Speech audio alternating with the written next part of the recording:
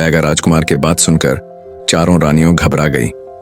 पहली रानी चिंतित होकर बोली, हमने तो यह बात सबसे छिपाई थी। राजा जी ने भी किसी को नहीं बताया।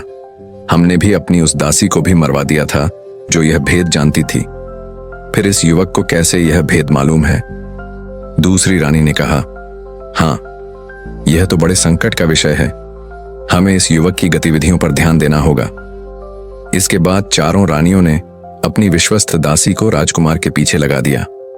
कुछ देर बाद दासी ने आकर रानियों को बताया कि वह युवक धनुष बाण चलाने आया है।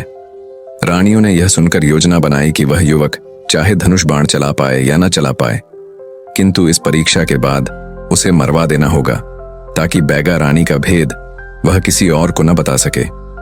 बैगा राजकुमार को मारने के लिए रानियों ने 2 सिपाही उस स्थान पर भेज दिए जहां बैगा राजकुमार को धनुष बाण की परीक्षा हो रही थी। उन्हें निर्देश दे दिया कि जैसे ही बैगा राजकुमार बाण चलाकर धनुष नीचे टिकाए वैसे ही वे दोनों उसे मार डालें। रानियां बैगा राजकुमार को अपने सामने मरता हुआ देखने के उद्देश्य से परीक्षा स्थल पर जा पहुंची। राजा ने बैगा राजकुमार से कहा, युवक, धनुष पर बाण चढ़ाकर चलाओ। यदि तुम ऐसा कर सके तो हमें विश्वास हो जाएगा कि यह धनुष बाण तुम्हारा है। हम तुम्हें तुम्हारा धनुष बाण ही नहीं देंगे बल्कि ढेर सारा इनाम भी देंगे।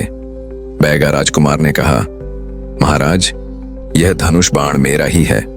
मैं अभी इसे चलाकर यह बात सिद्ध कर दूंगा, किंतु मुझे किसी इनाम की लालसा नहीं है।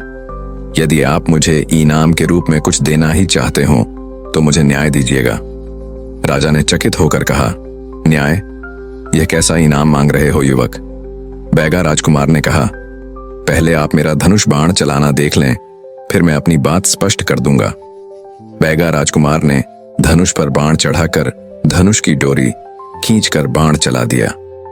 बाण गर्जन ध्वनि करता हुआ आकाश की ओर उठा और फिर बादलों को भेदता हुआ वापस आकर उन दोनों सिपाहियों के सिरों को भेदता हुआ निकल गया जो बैगा राजकुमार को मारने वाले थे। बने रहे